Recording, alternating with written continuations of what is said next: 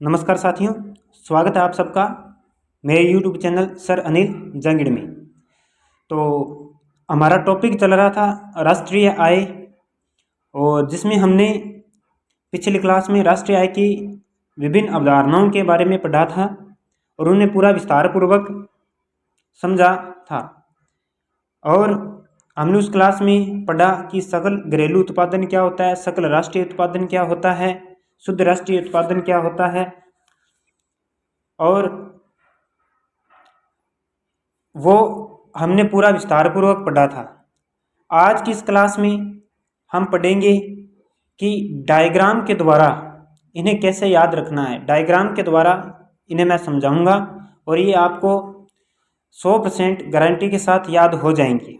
वैसे ये शायद आपके याद नहीं होंगे, लेकिन ये मैं 3 डायग्राम के द्वारा आपको समझाऊंगा और बड़ी शानदार क्लास रहने वाली आज की।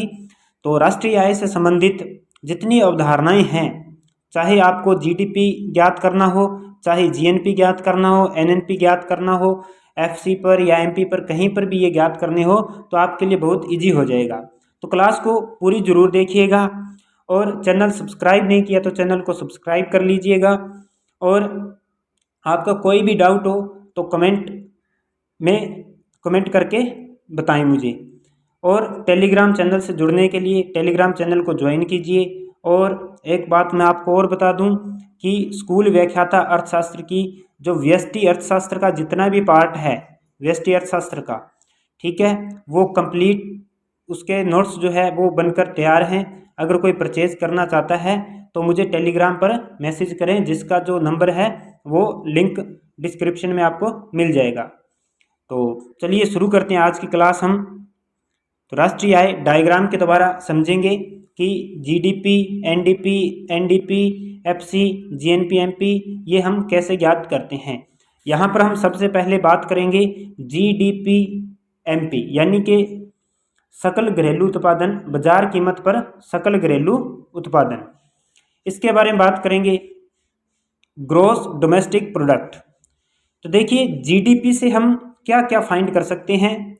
तो जीडीपी से हम एक तो निकाल सकते हैं एनडीपी और एक हम निकालेंगे जीएनपी। ध्यान दीजिएगा, यहाँ पर अगर जीडीपी में से अगर हम डी यानी कि डेप्रिसिएशन मूल्य ह्रास को घटा दें तो हमें प्राप्त होता है बाजार कीमत पर एनडीपी। बाजार कीमत पर हमें जो है शुद्ध घरेलू उत्पादन प्राप्त होता है, नेट डोमेस्टिक प्रोडक्ट प्राप्त होता है। और अब बात करते हैं यहाँ पर इधर, अगर इसमें NFIA यानी कि विदेशों से प्राप्त शुद्ध साधन आय को इसमें जोड़ दिया जाए तो हमें प्राप्त होता है GNP, यानी कि बाजार कीमत पर सकल राष्ट्रीय उत्पाद हमें प्राप्त होता है। तो GDP में से माइनस D करेंगे तो NDP और प्लस NFIA करेंगे तो GNP MP प्राप्त होगा। अब आगे बात करते हैं नेक्स्ट, यहाँ पर NDP MP यानी कि बाजार कीमत पर शुद्ध घरेलू उत्पादन में से अगर हम IT अप्रत्यक्ष कर को घटा दें प्लस S यानी कि सब्सिडी को जोड़ दें, अनुदान को जोड़ दें, तो हमें जो है NDP साधन लागत पर प्राप्त होता है, NDP एट FC पर प्राप्त होता है। अब हम बात करें इधर GNP में से अगर हम डेप्रिसिएशन मूल्य ह्रास घटाते हैं तो हमें NNP एट MP प्राप्त होता है, शुद्ध राष्ट्रीय उत्पादन बाजार कीमत पर प्राप्त होता है। तो देखिए यहाँ पर एक चीज कॉमन है, ये MP पर है, इसे FC पर फैक्टर कॉस्ट पर ज्ञात करने के लिए माइनस IT प्लस S कर दिया जाता है। और इसी प्रकार ये MP पर है, इसे अगर FC पर फाइंड करना है तो माइनस IT प्लस S यानी कि सब्सिडी इसमें जोड़ दी जाती है। तो ज़्यादा मुश्किल नहीं है, जीडीपी में NFIA जोड़ेंगे तो GNP MP प्राप्त होगा, इसमें से अगर डेप्रिसिएशन घटाएंगे तो NNP एट MP प्राप्त होगा, और इसमें अप्रत्यक्ष कर और सब्सिडी को जोड़ देंगे तो हमारी जो शुद्ध राष्ट्रीय आय है, साधन लागत पर शुद्ध राष्ट्रीय उत्पाद जो है वो प्राप्त हो जाएगा। यही हमारी राष्ट्रीय आय होती है। तो ये तो था पहला डायग्राम जो बिल्कुल सिंपल है। ये जो 1 2 3 4 5 6 6 अवधारणाएं थी, इनको समझाने के लिए था। अब जो आगे का डायग्राम है वो थोड़ा विस्तार पूर्वक है, उसमें हम FC से MP पर ज्ञात करना, यानी कि साधन लागत से बाजार कीमत पर ज्ञात करना और बाजार कीमत से साधन लागत पर ज्ञात करना सीखेंगे। ठीक है, अब बात करते हैं डायग्राम नंबर 2। देखिए इस डायग्राम में हम वही बात करते हैं, सेम GDP से शुरुआत करते हैं।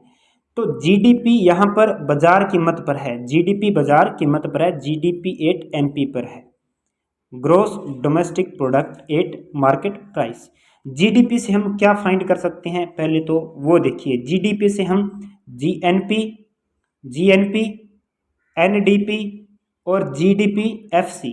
देखिए GDP मार्केट प्राइस से हम GDP फैक्टर कॉस्ट फाइंड कर सकते हैं और GNP से हम GDP से हम GNP फाइंड कर सकते हैं और NDP फाइंड कर सकते हैं।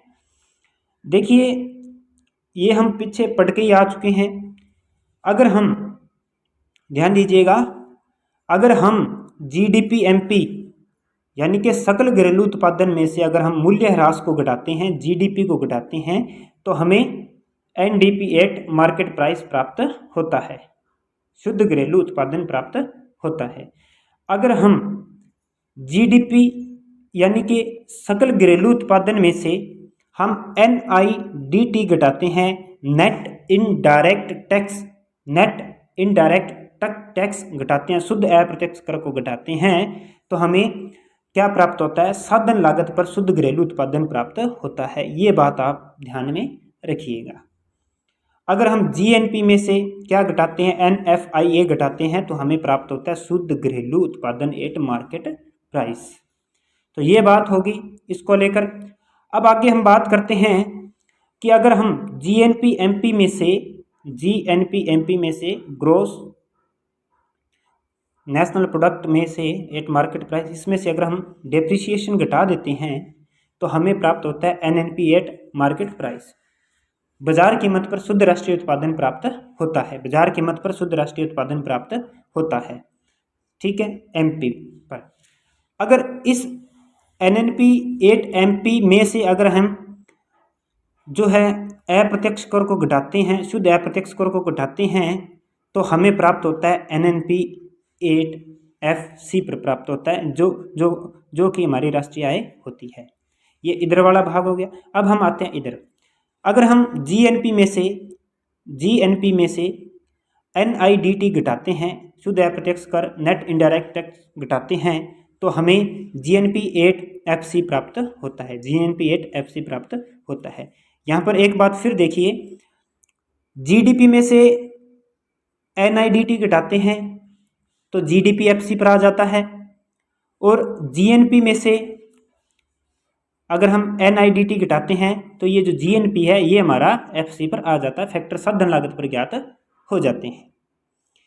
इसके बाद में हम यहाँ पर बात करते हैं, अगर हमारे पास GNP FC पर है, फैक्टर कॉस्ट पर है, अगर इनमें से हम NFIA यानी कि विदेशों से प्राप्त शुद्ध साधन आय को घटाते हैं, तो हमें फिर से क्या प्राप्त होता है, शुद्ध घरेलू उत्पादन साधन कीमत पर प्राप्त होता है।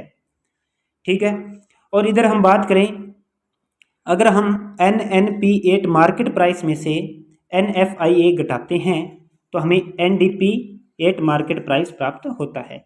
यहाँ पर देखिए हमें जो NDP MP है वो दो तरीके से ज्ञात हो रहा है। पहला तो है GDP में से मूल्य ह्रास को घटाने पर, और दूसरा है NNP 8 MP में से NFIA विदेशों से प्राप्त शुद्ध साधन आय को घटाने पर हमें NDP 8 MP पर प्राप्त होता है। देखिए FC पर फाइंड करने के लिए लगभग ज़्यादातर NIDT को घटाया जाता है। अगर हम NDP MP में से अगर NIDT घटा देते हैं, नेट इनडायरेक्ट टैक्स को घटा देते हैं, तो हमें ये जो NDP MP है ये किस पर प्राप्त होगा, FC पर प्राप्त होगा।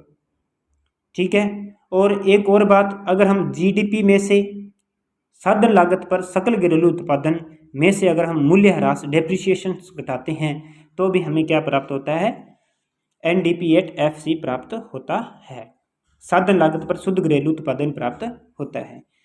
तो एक और बात मैं आपको बता दूं, अगर आपको ये समझ में नहीं आ रहा है GNP MP क्या है, GDP MP क्या है, D से क्या मतलब है, P से क्या अर्थ है, NIDT से क्या अर्थ है, NFI से क्या अर्थ है। तो ये पिछली क्लास में मैं सारा कुछ समझा चुका हूँ, तो आप पिछली क्लास जरूर देखिएगा, जिसका लिंक जो है मैं आपको डिस्क्रिप्शन में दे दूँगा। अब बात करते हैं, अगर हम NNP8FC में से NFIA माइनस करते हैं तो हमें प्राप्त होता है NDPFC, यानी कि साधन लागत पर शुद्ध घरेलू उत्पादन हमें प्राप्त होता है। तो ये हमारा सेकंड डायग्राम था, जो थोड़ा सा याद करने से आपको मुश्किल होगा, लेकिन कोई ज़्यादा मुश्किल नहीं है, क्योंकि एक और तीसरा डायग्राम यहाँ पर है मेरे पास, जिससे कि आपके ये भी बहुत आसान हो जाएगा। उम्मीद कर रहा हूँ कि आपको समझ में आ रहा होगा। अब यहाँ पर हम बात करते हैं हमारा जो थर्ड डायग्राम है उसके बारे में। देखिए, ये डायग्राम नंबर फर्स्ट, ये MP मार्केट प्राइस है और ये FC फैक्टर कॉस्ट है, यानी कि साधन लागत पर है। तो यहाँ पर देखिए, अगर हम NIT अप्रत्यक्ष कर को अगर MP में से घटाते हैं तो हमें साधन लागत पर वैल्यू प्राप्त होती है, और अगर हम साधन लागत में से अगर हमें मार्केट प्राइस पर जाना हो तो इसे NIT को क्या कर देंगे, हम प्लस कर देंगे। ठीक है, तो ये आप ध्यान में रखना, MP से FC पर जाने के लिए माइनस NIT किया जाता है, और FC से अगर हम MP पर जाएंगे तो प्लस NIT कर दिया जाता है। अब डायग्राम नंबर इसका सेकंड देखिए, ग्रोस से सकल से नेट पर जाना हो, शुद्ध पर जाना हो, सकल से शुद्ध पर जाना हो तो क्या होता है। देखिए, ग्रोस से सकल से जब हम शुद्ध पर जाएंगे तो जो डेप्रिसिएशन है, मूल्य ह्रास है, उसे घटा दिया जाता है, उसे क्या कर दिया जाता है, घटा दिया जाता है। अब बात करते हैं, अगर नेट से शुद्ध से सकल पर जाना हो, नेट से ग्रोस पर जाना हो, तो जो डेप्रिसिएशन है, मूल्य ह्रास है, उसे जोड़ दिया जाता है। अब बात करते हैं नंबर थर्ड जो हमारा डायग्राम है इसके बारे में। NPDP, NP से अर्थ हमारा यहाँ पर क्या है, नेशनल प्रोडक्ट यानी कि राष्ट्रीय उत्पाद, और DP से हमारा अर्थ है डोमेस्टिक प्रोडक्ट यानी कि घरेलू उत्पाद। देखिए, राष्ट्रीय उत्पाद से अगर हमें घरेलू उत्पाद पर जाना होगा तो हम क्या करेंगे, माइनस कर देंगे NFIA यानी कि विदेशों से प्राप्त शुद्ध साधन आय को माइनस कर देंगे, और अगर घरेलू से हमें जाना होगा नेशनल पर, डोमेस्टिक से हमें जाना होगा नेशनल पर, तो प्लस कर देंगे NFIA, इसे प्लस कर देंगे। तो ये आपके तीन तरीके से मैंने आपको राष्ट्रीय आय को, इनकी अवधारणा को याद करने का तरीका बताया है। अगर आप इसे थोड़ा ध्यान से समझेंगे तो राष्ट्रीय आय आपको ऐसे चुटकियों में याद हो जाएगी। आप तीनों डायग्राम को अच्छे से याद कर लीजिए, तो ये राष्ट्रीय आय से संबंधित कोई भी क्वेश्चन आता है तो आपका गलत होने का कोई चांस ही नहीं उठता। और चैनल को शेयर जरूर कीजिए, सब्सक्राइब जरूर कीजिए, लाइक जरूर कीजिए, और क्लास को प्लीज़ पूरी देखा कीजिए, तभी आपको समझ में आएगा। और इसके बाद में जो अगली क्लास आएगी, अगली क्लास में हम राष्ट्रीय आय की इनके विधियों के बारे में बात करेंगे। राष्ट्रीय आय की गणना की जो विधियां हैं उनके बारे में बात करेंगे, जैसे उत्पादन विधि, जिसे मूल्य संवर्धन विधि भी कहा जाता है, और इसके बाद में आय विधि होती है, व्यय विधि होती है। अगली क्लास में इनके बारे में बात करेंगे। अगर कोई नोट्स खरीदना चाहता है तो मुझे टेलीग्राम पर मैसेज कर सकता है, जिसका लिंक जो नंबर है वो मैं डिस्क्रिप्शन में दे दूँगा। और वीडियो को ज़्यादा से ज़्यादा शेयर ज़रूर कीजिए। तो मिलते हैं अगली क्लास में। Thank you.